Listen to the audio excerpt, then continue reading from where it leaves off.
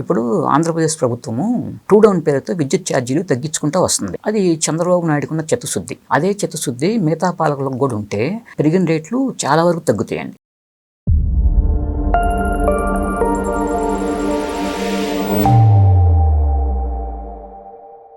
నమస్తే, welcome to think Andhra. నేను మీ శ్రావణి. ప్రస్తుతం మనతో పాటు ఉన్నారు గరికపాటి రాజేష్ గారు. రాజేష్ గారు నమస్తే. రాజేష్ గారు, సాధారణంగా ఏ ఆర్థిక వ్యవస్థను చూసుకున్నా సరే మనకి ఏదైనా ప్రకృతి విపత్తులు జరిగినప్పుడు కానీ, అంటే లైక్ ఎల్నినో ఇలాంటివి వచ్చినప్పుడు కానీ, లేకపోతే చమురు ధరలు అంతర్జాతీయంగా పెరిగినప్పుడు మాత్రమే ఒక దేశంలో ధరలు అనేవి పెరుగుతూ ఉంటాయండి. కానీ విచిత్రంగా ఇండియాలో కొన్ని సంవత్సరాల నుంచి ఒక సినారియో చూసుకుంటే ప్రతి 5 ఏళ్ళకు ఒకసారి, అది ఏదైనా ఏ కారణమైనా కానివ్వచ్చు, ప్రతి 5 ఏళ్ళకు ఒకసారి మాత్రం ధరలు పెరగటం అయితే గమనిస్తూ ఉండొచ్చు. అసలు ఇండియాలో ఎందుకు ధరలు పెరుగుతున్నాయి? అసలు ప్రపంచవ్యాప్తంగా ఎందుకు ధరలు పెరుగుతాయి? యాక్చువల్గా అసలు అటువంటి అనుకోని కారణాలు వస్తాయని చెప్పేసి భారతదేశంలో ఉన్న 145 కోట్ల ప్రజలు కూడా ఎవరు ఊహించరండి. అలాంటి కారణాల వల్లే ధరలు పెరుగుతున్నాయి. ప్రస్తుతం ఇప్పుడు అమెరికాను, ఇజ్రాయిల్, ఇరాన్ మీద యుద్ధం చేస్తున్నాయి కదా. ఇరాన్ హర్మూజ్ జలసంధిని మూసేసింది కదా. అంతర్జాతీయంగా ముడి చమురు కొరత ఏర్పడింది. ఇప్పుడు దానివల్ల ఇండియాలో గ్యాస్ పెరిగింది. తర్వాత కమర్షియల్ గ్యాస్ సిలిండర్ అది పెరిగింది. రేపు ఎల్లుండో పెట్రోల్ డీజిల్ పెరిగే అవకాశం ఉంది. డీజిల్ పెరిగిందంటే నిత్యావసరాలు ఆకాశానికి వెళ్ళిపోతాయండి. అంటే రవాణా ఛార్జెస్ పెరుగుతాయి కదా. ఇప్పుడు ఇది ఒక కారణం అయింది రేట్లు అవన్నీ పెరగటానికి. ఇది యాక్చువల్గా ఏ సంవత్సరం అండి? 2026. దీనికి మనం 5 సంవత్సరాలు వెనక్కి వెళ్దాం. 2020-21 అప్పుడు కరోనా వల్ల రేట్లు రూపాయి 2 రూపాయలు అయిందండి. 10 రూపాయలు 20 రూపాయలు అట్లా పెరిగినాయి. అంటే ఫస్ట్ వేవ్ వచ్చినప్పుడు పెద్దగా ఇబ్బంది లేదు, కానీ సెకండ్ వేవ్ వచ్చినప్పుడు చాలా దారుణంగా పెరిగినాయి. తర్వాత ఈ కంపెనీలు కూడా ప్రొడక్షన్ అన్ని ఆపేసినాయి లాక్డౌన్తో. తర్వాత అక్కడ ఉత్పత్తి మొత్తం నిలిచిపోవడంతో ఆ తర్వాత ధరలు ఇక విపరీతంగా పెరిగినాయండి. యాక్చువల్గా ఎల్నినో అయితే ప్రకృతి విపత్తులు, అకాల వర్షాలు, ఈ రెండు కాకుండా అంతర్జాతీయంగా ముడి చమురు ధరలు పెరిగితే ఈ 3 కారణాలే ఇండియాలో ధరలు పెరగడానికి కారణం అవుతాయండి. కానీ ఈ మూడింటికి సంబంధం లేకుండా ప్రతి 5 సంవత్సరాలకు ఒకసారి, 2011 నుంచి చూసుకుంటే ప్రతి 5 సంవత్సరాలకు ఒకసారి, అది మరి కాకతాళీయం అనుకోవాలో లేదంటే మరి ఇంకేదైనా అనుకోవాలో, అసలు ఆ సంబంధం లేని కారణాలతో పెరుగుతూ రావడమే చాలా చిత్రంగా ఉందండి. ఇప్పుడు మనం 2026లో దీని గురించి మాట్లాడుకున్నాం, అమెరికా, ఇజ్రాయెల్, ఇరాన్. తర్వాత కరోనా గురించి మాట్లాడుకున్నాం. దాని తర్వాత మళ్ళీ 5 సంవత్సరాలు వెనక్కి వెళ్తే కరోనా నుంచి 2016 అండి. 2016 నవంబర్ 8న పెద్ద నోట్లు రద్దు చేశారు. తర్వాత 2017లో GST వచ్చింది. అట్లా ఈ 2 కారణాల వల్ల అప్పుడు విపరీతంగా ధరలు పెరిగినాయండి. ఎందుకంటే చేతిలో డబ్బులు ఉన్నా కూడా ఏమీ కొనలేని పరిస్థితి పెద్ద నోట్లు రద్దు చేసినప్పుడు.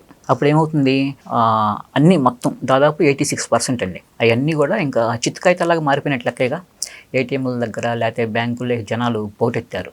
చాలామంది డబ్బులు డ్రా చేసుకోవడానికి ఏటీఎం కేంద్రాల దగ్గర నిలబడి పాపం మరణించిన వాళ్ళు కూడా ఎంతోమంది ఉన్నారండి. వాస్తవానికి అప్పుడు కేంద్ర ప్రభుత్వం మనకు చెప్పింది ఏంటంటే, పాకిస్తాన్కి ఆర్థికంగా డబ్బులు, అంటే ఉగ్రవాదులకి డబ్బులు అందుతున్నాయి, మనం దెబ్బ కొట్టాలి అని చెప్పేసి అదొకటి చెప్పిందండి. తర్వాత బ్లాక్ మనీని అరికట్టడానికి అదొక రీజన్ చెప్పింది. అయితే GST కూడా మనకు కనపడినంత దెబ్బతీసింది. యాక్చువల్గా GST రాకముందు ప్రతి 6 నెలలకు ఒకసారి సేల్స్ ట్యాక్స్ కట్టేవాళ్ళండి. అప్పుడు వ్యాపారస్తులు ఏం చేసేవాళ్ళంటే తన దగ్గర ఉన్న డబ్బుని 6 నెలలు ఇంకో వ్యాపారంలో ఇన్వెస్ట్ చేసేవాళ్ళు.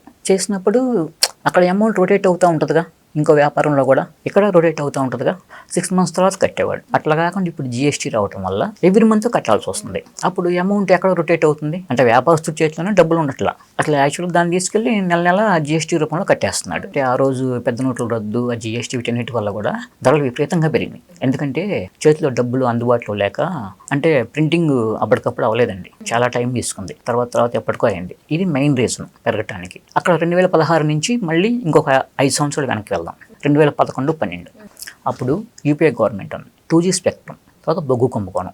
ఈ 2 మెయిన్ అండి. ఈ 2 జరగటం వల్ల మన సెంట్రల్ గవర్నమెంట్ ఆ టైంలో దాదాపు 4 లక్షల కోట్ల రూపాయలు నష్టపోయింది.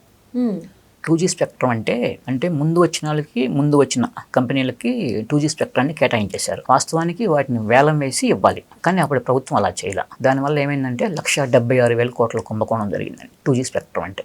అది పెద్ద సంచలనం. తర్వాత బొగ్గు గనుల కుంభకోణం అండి, అది కూడా సేమ్ ఇట్లానే. కంపెనీలు వాళ్ళకి అంటే ఆక్షన్స్ అవన్నీ ఉంటాయండి. ఆక్షన్స్ లేకుండా నచ్చిన వాళ్ళకి ఇవ్వడం జరిగింది. దానివల్ల 1,86,000 కోట్ల రూపాయలు నష్టం వచ్చింది కేంద్ర ప్రభుత్వానికి. ఈ మొత్తం కలుపుకుంటే 4 లక్షల కోట్లయింది. అంటే ఈ కొంతమంది వ్యక్తుల జేబుల్లోకి వెళ్ళాయి. అప్పుడు ఏం చేయాలి, గవర్నమెంట్కి ఆదాయం తగ్గిపోయింది. అదే ఆదాయం గవర్నమెంట్కి వచ్చి ఉంటే సంక్షేమ పథకాలు ఇట్లాంటి వాటి మీద ఖర్చు పెట్టేది కదా. అందుకని ఏం చేసిందంటే పన్నుల రూపాయన వసూలు చేసింది, ప్రజల దగ్గర పన్నులు పెంచి వసూలు చేసింది. దానివల్ల ఏమైంది, ఆటోమేటిక్గా ధరలు పెరిగినాయండి. ధరలు పెరిగిన నిత్యావసరాలు, వంట నూనెలు మొత్తం అన్నీ పెరిగినాయండి. అదే టైంలో అంతర్జాతీయంగా వచ్చే మనకి సరఫరా అవుతున్న ముడి చమురు ఉంది కదా, ఆ టైంలోనే ముడి చమురు పెరిగింది. ముడి చమురు పెరిగిందంటే డీజిల్ కూడా పెరిగిద్దండి. డీజిల్ పెరగడంతో ఆ టైంలో కూడా 2011-12 మధ్యలో నిత్యావసరాలు పెరిగినాయి. అంటే ఒక్కసారిగా అంటే వాస్తవానికి ఇన్ఫర్మేషన్ ఉంటుంది, అది వేరు. కానీ అనుకోకుండా ఈ కాకతాళీయంగా జరిగే ఈ సంఘటనలు అది ఎందుకు జరుగుతున్నాయి అంటే అర్థం కావట్లేదు. మన భారతదేశంలో ప్రతి 5 సంవత్సరాలకు ఒకసారి ఇలాంటి సంఘటనలు రేట్లు పెరుగుతున్నాయి, చివరికి సామాన్యుడిని నడ్డి విరుస్తున్నాయని మనం చెప్పొచ్చండి. అయితే ఇది 2026. ఇన్ని 5 సంవత్సరాలు మనం లెక్కేసుకుంటూ వెళ్ళాం కదా. ఇప్పుడు 2026 నుంచి ఇంకో 5 సంవత్సరాలు, సరే 2030 లేదా 2031 అనుకుందామండి. అప్పుడు కూడా ఏం పెరుగుతాయా అనే ఒక టెన్షన్ ఉంది. వాస్తవానికి అప్పుడు కూడా పెరుగుతాయండి. ఏంటంటే ఇప్పుడు అందరూ పెట్రోల్, డీజిల్ నుంచి ఎలక్ట్రికల్ వాహనాల వైపు వెళ్తున్నారు. అప్పుడు వెళ్తున్నప్పుడు వాటికి సంబంధించిన బ్యాటరీల కొరత ఏర్పడుతుంది. బ్యాటరీ తయారు చేయాలంటే మనకు లోహాలు కొన్ని కావాలి కదా, కాపర్తో చేసినటువంటి లిథియం ఇట్లాంటివన్నీ కూడా వాటికి డిమాండ్ ఎక్కువ పెరిగింది. డిమాండ్ తగ్గట్టుగా సప్లై ఉండదు, దానివల్ల రేట్లు పెరుగుతాయండి. తర్వాత ఇంకోటి సోలార్ ప్యానల్స్. ఎందుకంటే మనం సోలార్ విద్యుత్ వైపు వెళ్తున్నాం. ఆ సోలార్ ప్యానల్స్ ఎక్కువ రేట్లు పెరగటం వల్ల ఏమవుతుందంటే ఈ రెండు, సోలార్ విద్యుత్ ఒకటి అది బాగా పెరుగుతుందండి. సోలార్ విద్యుత్, ఈ బ్యాటరీలు, ఈ రెండింటి వల్ల నిత్యావసరాల ధరలు పెరిగే అవకాశం ఉంది.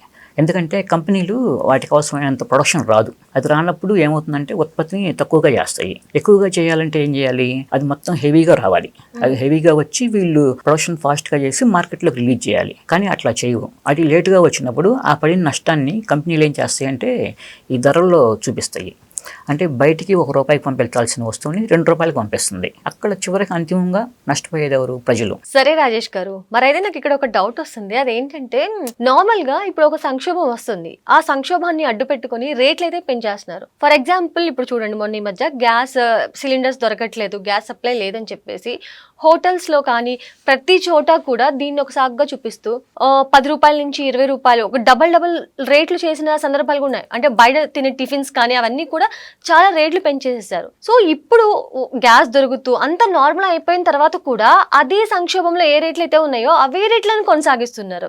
దానివల్లే నాకు తెలిసి ఇలాంటి రేట్లు పెరుగుతున్నాయని చెప్పి అనుకోవచ్చా? ఒకవేళ నిజంగా వీళ్ళు రేట్లు తగ్గించకపోతే గవర్నమెంట్ ఏమైనా చర్యలు తీసుకొని పరిస్థితిని అదుపులోకి తెచ్చే లాంటి ఏమైనా చర్యలు తీసుకోవచ్చు అంటారా? తీసుకోరండి. ఎందుకంటే ప్రభుత్వాల దగ్గర చిత్తశుద్ధి ఉండాలి. చిత్తశుద్ధి ఉంటే మనం ఖచ్చితంగా చేయొచ్చు. ఇప్పుడు మొన్న అమెరికా, ఇజ్రాయిల్, ఇరాన్ మీద చేసిన యుద్ధాన్ని బూచిగా చూయించి కమర్షియల్ సిలిండర్ ₹300 అయింది. దానివల్ల బయట రేట్లన్నీ పెరిగినాయి. ఇప్పుడు సరఫరా బాగానే ఉంది. ఇప్పుడు ఆ ₹300 వీళ్ళు తగ్గించవచ్చుగా? తగ్గించరు. ఎందుకంటే రూపాయికి అలవాటు పడ్డారండి. ఇవి ప్రభుత్వానికి సేవ చేయాల్సిన ప్రభుత్వ రంగ సంస్థలు, Indian oil corporation, Bharat petroleum, అయితే హిందుస్థాన్ పెట్రోలియం, ఏమన్నా కానివ్వండి, ఇలాంటివన్నీ కూడా చివరికి ₹1 అలవాటు పడినాయి. అంటే ఒక ఫక్తు వ్యాపార సంస్థలా మారిపోయినాయి కాబట్టి వీళ్ళు ఏం చేస్తున్నారు, ఆ పెరిగిన ధరను అలానే ఉంచేస్తున్నారు. దాంతో వీళ్ళు తప్పనిసరిగా మిగతా వాళ్ళు బయట పెంచిన రేట్లని అట్లానే కొనసాగించాల్సి వస్తుంది. అధికారంలో ఉన్న పరిపాలిస్తున్న పాలకులు వాటిని ఖచ్చితంగా మనం ఇప్పుడు అంతా సరఫరా వ్యవస్థ చక్కగా ఉంది, మనకు అన్ని అందుబాటులో ఉన్నాయి కాబట్టి పెంచిన ధరలను మనం తగ్గించేసి ప్రజలకు మేలు చేద్దాం అనే ఆలోచన వాళ్ళకి కలగాలి. ఆ చిత్తశుద్ధి లేనప్పుడు మనం ఎవరు మాత్రం ఏమీ చేయలేమండి. ఇప్పుడు ఆంధ్రప్రదేశ్ ప్రభుత్వము 2 డౌన్ పేరుతో విద్యుత్ ఛార్జీలు తగ్గించుకుంటూ వస్తుంది. అది చంద్రబాబు నాయుడుకున్న చిత్తశుద్ధి. అదే చిత్తశుద్ధి మిగతా పాలకులకు కూడా ఉంటే పెరిగిన రేట్లు చాలా వరకు తగ్గుతాయండి. ఇదొకటే కాదు, ఇంకా చాలా తగ్గించే అవకాశం ఉంది. కానీ ఎట్టి పరిస్థితుల్లోనూ పెరిగిన రూపాయికి అలవాటు పడిన తర్వాత ఏ మనిషి కూడా దాన్ని తగ్గించి తీసుకోవడానికి మనసు ఒప్పుకోదండి. అదే మెయిన్ రీజన్. అక్కడ ప్రభుత్వం అయినా కావచ్చు, లేకపోతే ఇక్కడ వీళ్ళు వ్యాపారస్తులు కావచ్చు, ఏదైనా సరే. ఎందుకంటే ప్రజలకి సంక్షేమం అందిస్తున్నాం, మంచి పరిపాలన అందిస్తున్నాం అనేది ఎప్పుడూ ఒక 60-70 దశాబ్దాల క్రితం అండి. అది ఇప్పుడు వేరు. ప్రభుత్వాలు కూడా కేవలం ఒక వ్యాపార సంస్థలాగా మారిపోయాయని మనం చెప్పొచ్చు. ఎందుకంటే ఎప్పుడైతే కేంద్ర ప్రభుత్వం GST అనేది పెట్టిందో ఆ GST ద్వారా ప్రభుత్వానికి పన్నులు ఆ GST రూపంలో విపరీతంగా డబ్బు వసూలు అవుతుందండి. ఒక రకంగా ఈరోజు చెప్పాలంటే ప్రపంచంలో లిక్విడ్ క్యాష్ ఉన్న దేశాల్లో మన భారతదేశం కూడా ఒకటిగా నిలిచింది. అంటే లైక్ UPI వాడుతున్నా సరే ఇంకా లిక్విడ్ క్యాష్ ఉందంటారు. లిక్విడ్ క్యాష్ ఎక్కువగా ఉన్న దేశాల్లో మనది కూడా ఒకటిగా నిలిచింది. అంటే ఏంటి, అక్కడ మనీ పాలకులు ఎప్పుడు కూడా ఆ దిశలో అసలు ఆలోచించకూడదు. చిత్తశుద్ధి, ప్రజలకు సేవ చేయాలనే ఆలోచన ఉండాలి. అది ఉన్నప్పుడే ఇందాక మనం అనుకున్నట్లుగా 2 డౌన్ పేరుతో ఏపీ గవర్నమెంట్ కరెంట్ ఛార్జీని ఎలా తగ్గించిందో మిగతా వాటిని అలా తగ్గించవచ్చు. కానీ ఎవరు కూడా అలా చేయరు. ఎందుకంటే డబ్బు అంతేనండి. డబ్బు చేతిలో ఉన్నప్పుడు మనిషి మనస్తత్వం మొత్తం మారిపోతుంది. అది ప్రభుత్వానికైనా వర్తిస్తుంది. మరి అలాగే శాలరీస్ విషయంలో అంటే సామాన్యుల సంపాదన మాత్రం ఆ రేంజ్ లో ఎందుకు పెరగట్లేదు అంటారు? సంపాదన పెరగడం అనేది ప్రభుత్వ పరంగా చూసుకుంటే ఉద్యోగస్తులకి పెరిగిన ధరలకు అనుగుణంగా వాళ్ళకి కరువు బత్యం అంటారండి, డియర్నెస్ అలవెన్స్, అది ఇస్తారు. అయితే బయట ప్రైవేట్ ఆర్గనైజేషన్స్ ఉన్నాయి కదా, అవి కూడా వాళ్ళకి అంటే అట్లా ఇవ్వాల్సిన బాధ్యత వాళ్ళ మీద ఉంది. అది ఇస్తారా ఎవరు అనేది ఆ కంపెనీ యొక్క ఆర్థిక లావాదేవీలను బట్టి ఆధారపడి ఉంటుంది. అయితే కంపెనీ యాజమాన్యం అనేది మానవతా దృక్పథంతో వస్తున్న లాభాలను మనం ఉద్యోగులకు పంచాలి. ఎందుకంటే ధరలు ఇలా పెరిగినాయి, డియర్నెస్ అలవెన్స్ కానీ ఇట్లాంటివన్నీ కూడా మనం ఇస్తే వాళ్ళకి కొంచెం ఆసరాగా ఉంటుంది అనేది ఉండాలి.